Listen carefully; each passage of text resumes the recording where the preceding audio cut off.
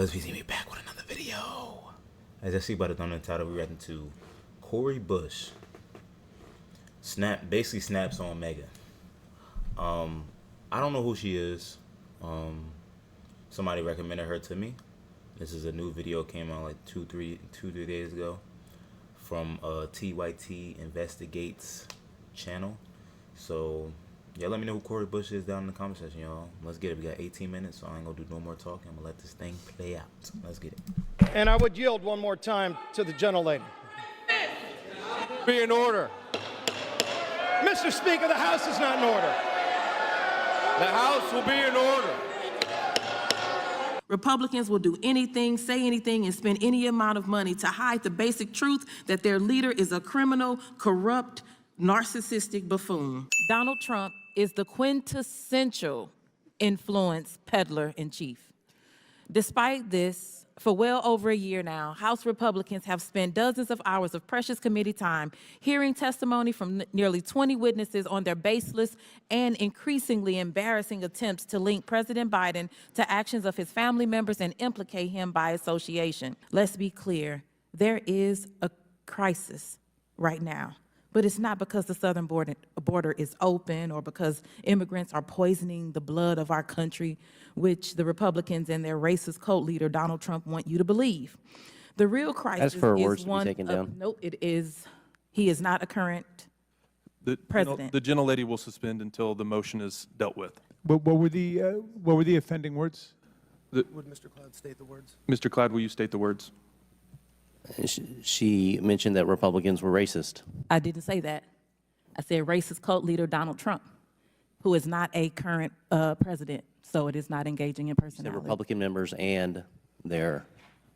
No, she's clarifying she's not referring to Republicans in general. She was referring to one individual who is not protected by the rules. Absolutely. The words say, which the Republicans and their racist cult leader, Donald Trump. Mr. Ranking Member, I don't think that you're the one to rule on this. I think the chair. Here, no, I was stating just the rule. Let's hold for just a moment. Let's remind ourselves what Donald Trump has said and done. He refused to turn over the classified documents in his possession to the National Archives. He is on tape sharing documents he said he could have declassified when he was president. He wrongly claimed in an interview that the Presidential Records Act allows him to do whatever he wants, and he was allowed to do everything he did. He also said on his right-wing social media platform, quote, "I'm allowed to do all of this." He continues to admit to his possession of these documents on the campaign trail. So this hearing is not a good faith oversight effort. It is just the latest in a long line of dysfunctional and destructive actions taken by this Republican majority. I say to those that say wokeness, wokeness, wokeness, we're anti-woke, this is not wokeness, what we talked about in here.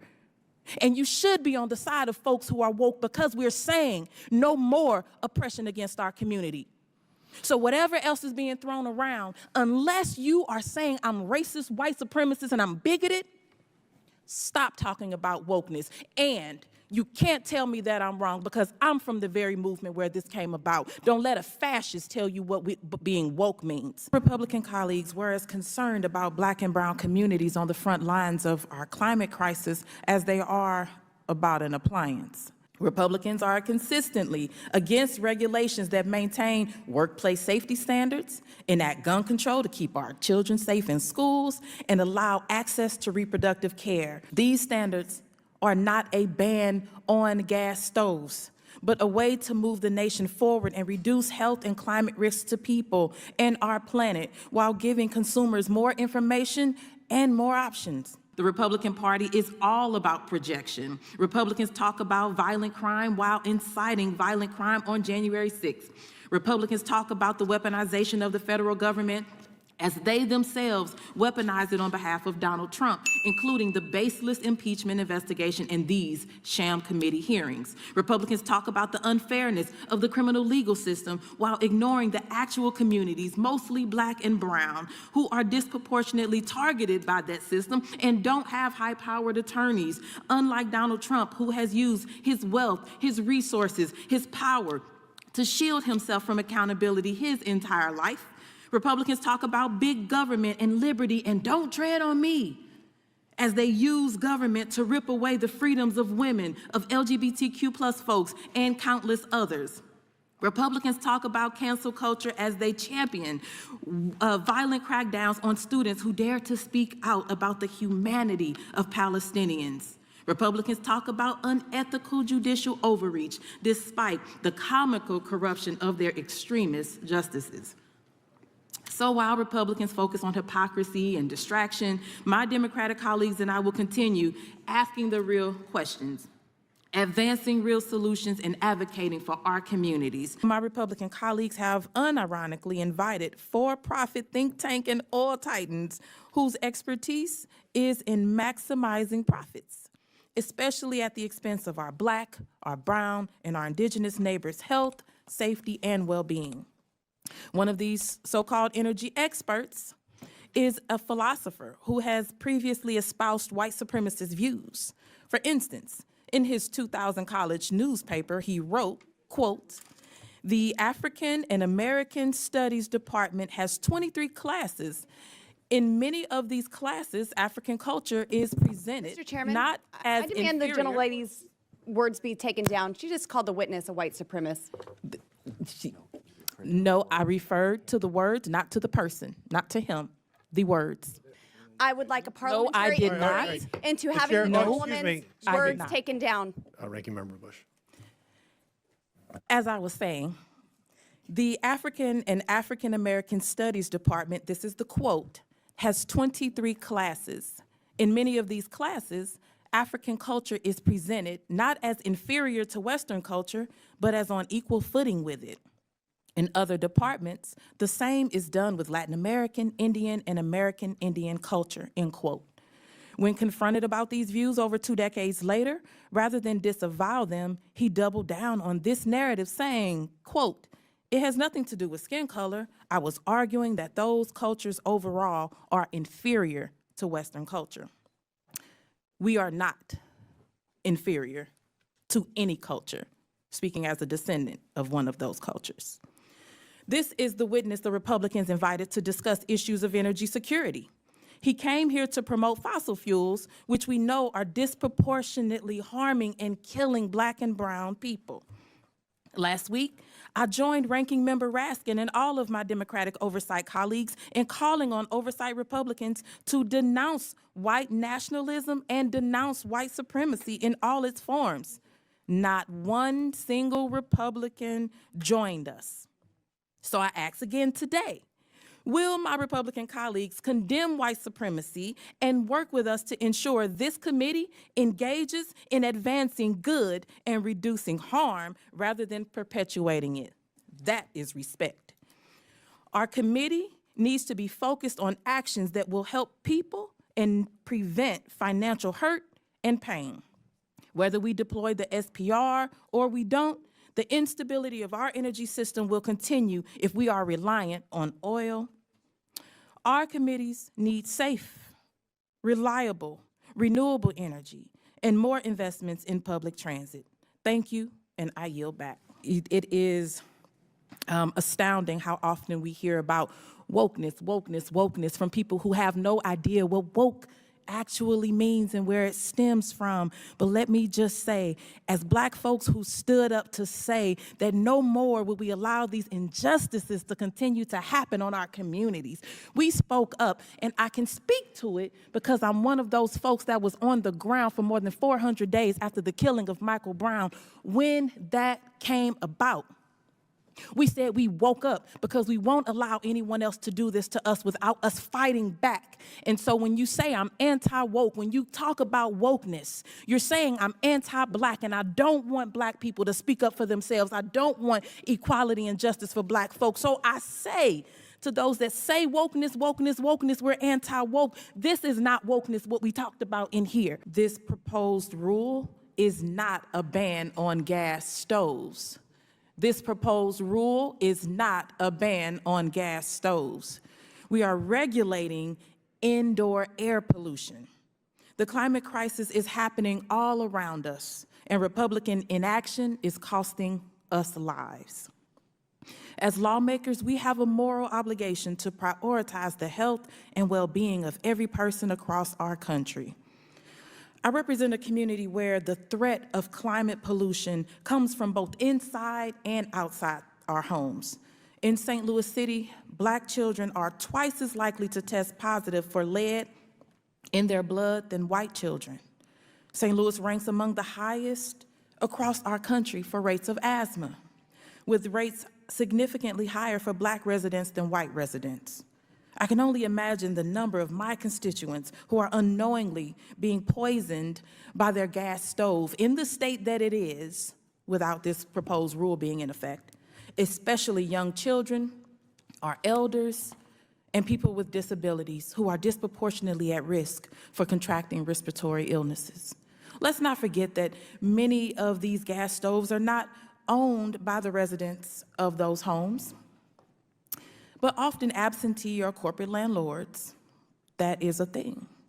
We have a number of housing regulations in place to ensure that renters are kept safe. This also applies, when we speak about keeping renters safe, to the indoor air pollution, how that should be a top concern. This proposed rule is not a ban on gas stoves. Research proves that improving the energy efficiency of gas stoves and switching to electric stoves completely will save lives, will save money, and will save our environment. Chair recognizes the gentlelady from Missouri for 5 minutes. Thank you, Mr. Chairman, and thank you again, Attorney Garland, for being here. St. Louis and I are here today in support of our democratic institutions and the rule of law.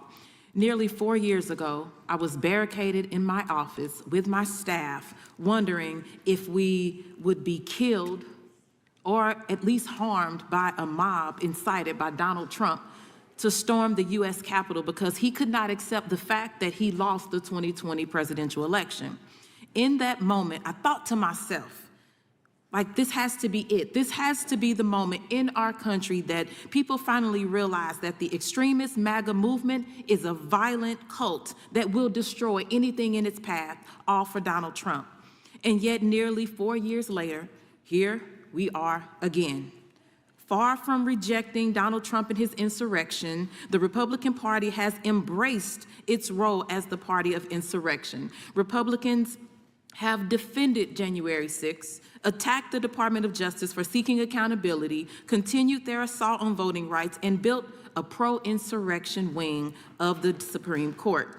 They have also overwhelmingly backed Trump, who has been convicted of 34 felony criminal charges, despite his attacking the prosecutor, the judge, the jurors in the case, and even though he still refuses to say he will support the outcome of the 2024 election. So as we sit here today, our democracy is in as precarious a position as it was in 2020, if not more.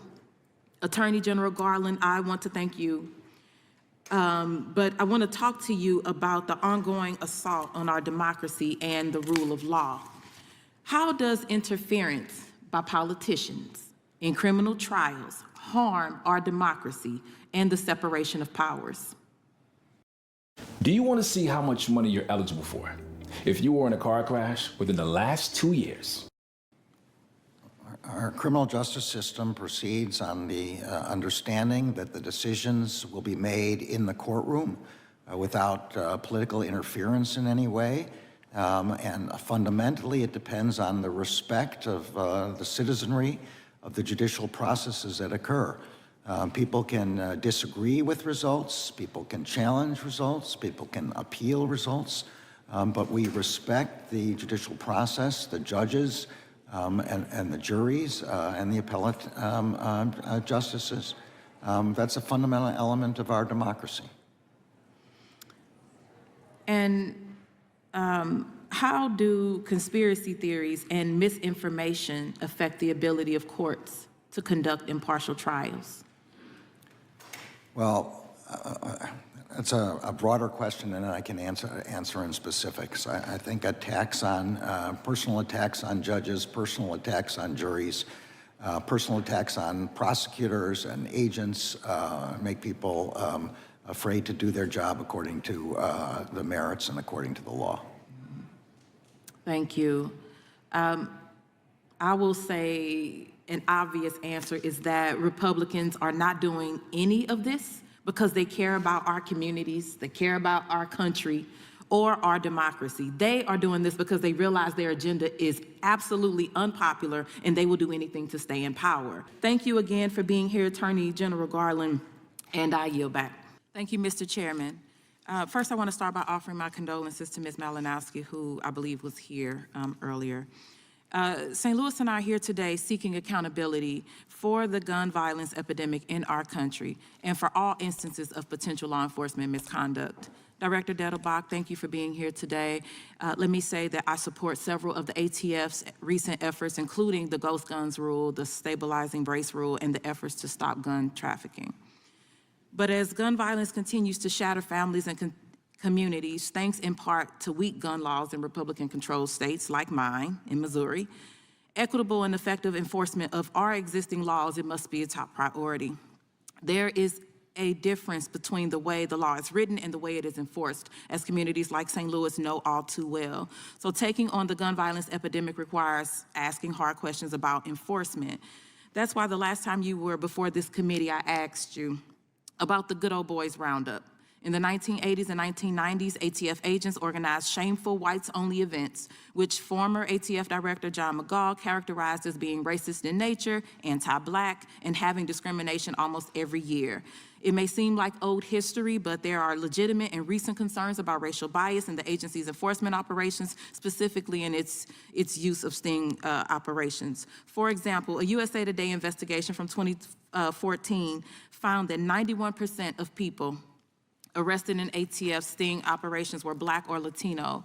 When you were U.S. Attorney, your office prosecuted these kinds of cases. Are you aware of these concerns regarding sting operations? And if any, what steps have you taken to address? At ATF, we are very clear that we don't look at any of those kinds of factors, and it is absolutely a necessity, Congresswoman, that law enforcement not look at these kind of factors. And I would say there were comments that were made earlier that I thought somebody was perhaps implying that because somebody's wealthy or lives in a nice neighborhood, that they should be treated differently than other people. And I know there are lots of people who are in communities where they economically struggle, who are law-abiding citizens. We don't assume that because of where you live or how much you make, that you're any more or less likely to be a law-abiding citizen. That is a core value at ATF, and it's very important for you to ask that question and very important for me to answer it. Thank you. And I will say that sometimes looking at it, we get to what you just said, though, looking at it and seeing that we do understand that folks in marginalized communities are often over-criminalized or criminalized, period, is an issue that we must also address and fight to. I think you kind of started to allude to that. And so thank you. These questions are essential because in order for the ATF to be effective today, it needs to fix the problems of yesterday, including its troubled history of racist behavior and enforcement. But my concern about enforcement does not extend only to questions of racism. There needs to be accountability for all instances of potential misconduct by ATF agents. And that's why I do support my Republican colleagues' efforts to get more information from federal and local law enforcement about the death of Brian Malinowski. I know there is evidence that Mr. Malinowski fired first on the agents, but the circumstances warrant more information about what happened that day. But I say this because my solidarity, I want to be clear, my solidarity and my pursuit for accountability, my pursuit of accountability are not conditional. I ask them for the record that their solidarity is not conditional, that they are willing to support oversight and accountability for all deaths by law enforcement officers, regardless of race, ethnicity, faith, location, or anything else, that they will vote for real policy solutions that prevent police brutality and fund programs that keep our communities safe, including gun violence. And yes, I went over because someone else went over too. I just want to hear that come from my Republican colleagues. The time of the gentlelady. We care about police brutality that affects every person. Thank you. The time of the gentlelady has expired. The gentleman from Wisconsin is recognized. I like her. I like Miss Cori Bush. Ooh, I like her a lot. She's standing 10 toes on this gun violence. I really don't blame her.